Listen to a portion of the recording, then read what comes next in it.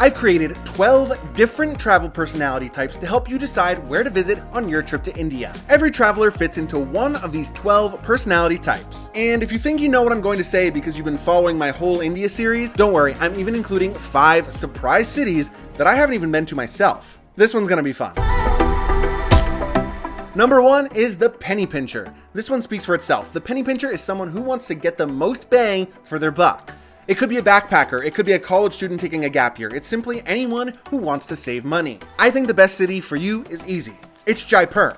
Generally speaking, India is a great budget-conscious travel destination, no matter which city you choose. Well, I guess except for the next city on this list. But for me, Jaipur is about what you get for the price. It has such a wide range of amazing activities, including the Amber Fort, which is a huge, sprawling, and gorgeous facility with a ton of history. It has the palace, where you can see what it's like to live as a king. It has great food, amazing people, and it's super accessible. It's certainly not the cheapest place you can go in all of India, but considering everything you get as a tourist for a low price, including full-day private tours for less than $40 US, it's a huge steal in my opinion. Jaipur is one of my favorite cities that I've visited, and it did not cost me much to do so. Number 2 is the bougie buyer. If you watched me talk about Jaipur and said, couldn't be me, I'm flying first class all the way, bitches. Okay, understood, I got you. Mumbai is your city. It is bougie, it is expensive, it is high class, and right away you can tell. The Colaba neighborhood is Mumbai's prime tourist destination, and it's located on a tightly packed island along the Arabian Sea. It's similar to New York City or Hong Kong in that there is limited space, and that limited space is in high demand. So you better get ready to pony up if you want a nice hotel. That said, you're getting your money's worth. This is easily the most accessible city for foreigners in all of India. It's easy to get around. There are no auto rickshaws to jam up the streets, there are tons of cabs, and the streets are pretty walkable on the whole. You'll find plenty of high-end, expensive shops to check out too. Just take a walk down Colaba Causeway and you'll see everything from street vendors all the way up to globally recognized iconic luxury brands and more. Number 3 is the foodie. I'm a foodie, I love to eat. I fit in this category. The food is amazing all over India. Honestly, any city would do well here, but I'm choosing the capital city itself, New Delhi, or maybe even more specifically, Old Delhi. The thing about Delhi is that people move there from all over the nation and beyond. And so you'll have the chance to try food from every state and every region of India all in one city. Old Delhi in particular is well known for its markets and street food. But hear me out. It's no secret that many foreigners get food poisoning from eating street food in India. These sort of stalls are undoubtedly the place to get the most authentic street food around, and I'm sure it's delicious. However, I personally really wanted to make sure that I did not get sick, so I stuck to the more established restaurants in every city I went to. But if you're a foodie and you have an iron stomach, absolutely go for it in Old Delhi. Number 4 represents the first recommendation on this list that I haven't actually visited for myself, but I really want to. It is the place to go for the adventurer, Rishikesh. It's situated both along the River Ganga and at the foothills of the Himalaya Mountains, which means it is perfect for literally everything. That means hiking, that means bungee jumping, that means river rafting, that means camping, that means rock climbing. It's also one of the biggest hubs for yoga in the entire country. It is truly the perfect travel destination for a select group of adrenaline junkies out there. You know who you are. Next on the list, number 5, is the cultured. The cultured traveler is a little bit harder to define, but I think I'd like to say that it represents someone who most likes to travel in order to see the ways of life of other people.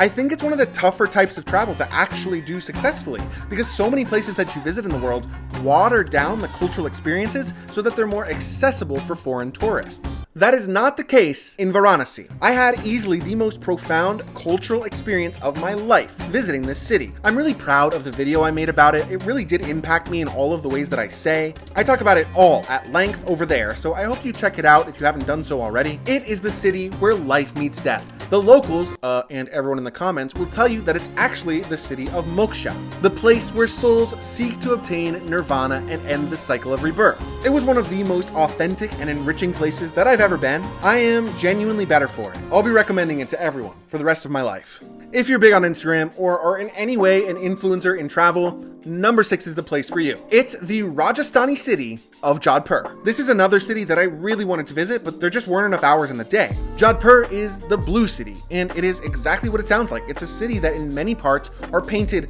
blue from top to bottom. The tradition is said to have started with the Brahmin people who painted their houses blue in order to signify status, but also to keep them cool from the heat. But Jodhpur is a lot more than just a collection of pretty sights. There is also a ton of history here. You'll find forts, including the Mehrangarh Fort, which is one of the largest in all of India, the Umaid Bhawan Palace, the Mandor Gardens, and so much more. Your followers are gonna go crazy. Number 7, the artist. You might think that the city that I would choose for the artist would be one with a ton of great museums, right?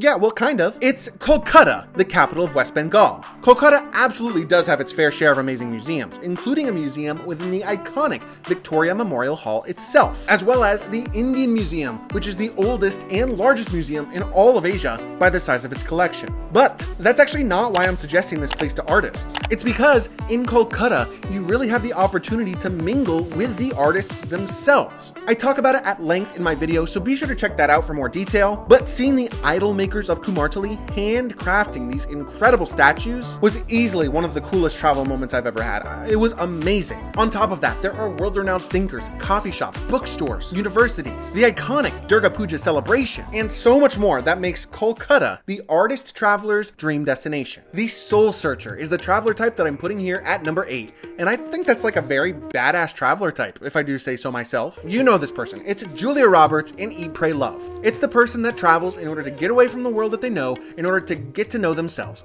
It's poetic. This isn't the reason that I personally travel, necessarily, but I am open to it if it happens naturally, which did kind of happen for me naturally in the city of Kochi in the state of Kerala. It's a city with a slower pace of life. People live with and alongside nature, and in some cases right on top of it, living in houseboats along the backwaters. It really puts the things that matter back to the forefront, and it was an amazing experience for me. I met some people in Kerala who specifically came there just to detach themselves from the society that they knew, and I feel like there's no better place to do that than in South India. I definitely am this person, so I'm very sad to have not actually yet visited this city for myself. Number 9 is the pop culture buff. This one is easy. If you're into pop culture, you have to visit Hyderabad.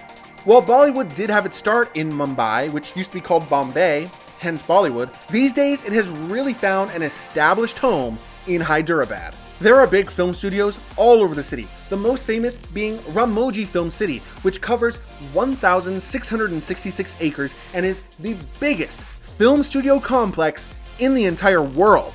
It is possible to tour the complex, just like you can tour the Warner Brothers studio or the Sony Pictures lot in Los Angeles, and doing so is pretty high on my India bucket list. Not to mention that similarly to Universal Studios in Orlando, there is an entire theme park happening on the film studio lot. So much fun, so much pop culture, I can't wait to go. Okay, I do really love to have fun, but I'm not sure if I'm this person. Number 10 is the party animal. If you like to travel to party, fly straight to Goa. Yes, that it is an entire state of India along the west coast, but a very small one. In fact, I'll even give Goa another title here as the beach lover's paradise. Goa is beaches and parties through and through.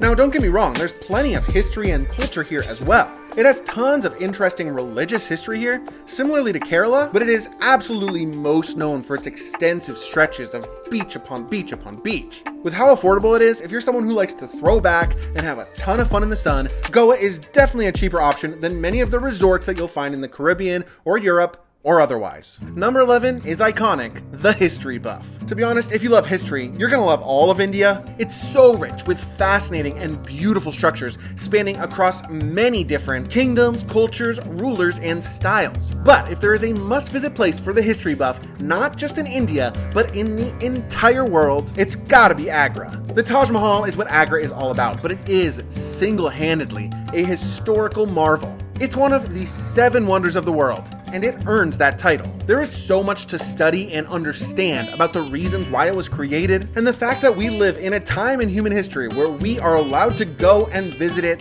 is astounding.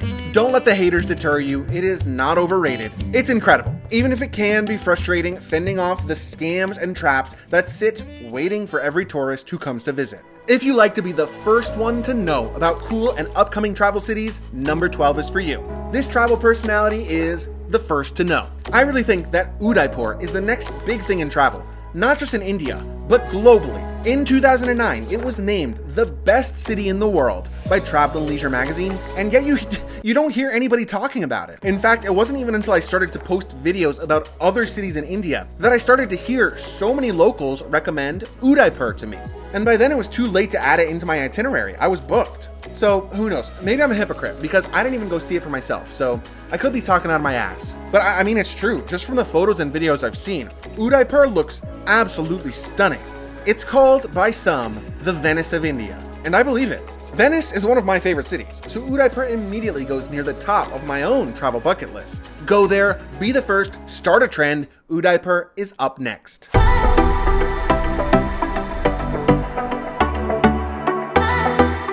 I hope that this has made you feel more confident planning your trip. I know it can feel overwhelming with so many options, but I promise you that there is a city for everyone. It's also worth noting that this video was made intentionally with larger cities in mind, simply because they provide a lot more accessibility to foreign tourists. But if you're a super seasoned traveler, don't be afraid to look into some of the smaller cities as well. There are so many options out there. If you'd like to learn more, I've made entire videos about 7 of the 12 cities that I mentioned here. I would love if you watch them as well. Links are down in the description below. If you're still here, that means you're one of the good ones. Thank you so much. Please don't forget to like and subscribe.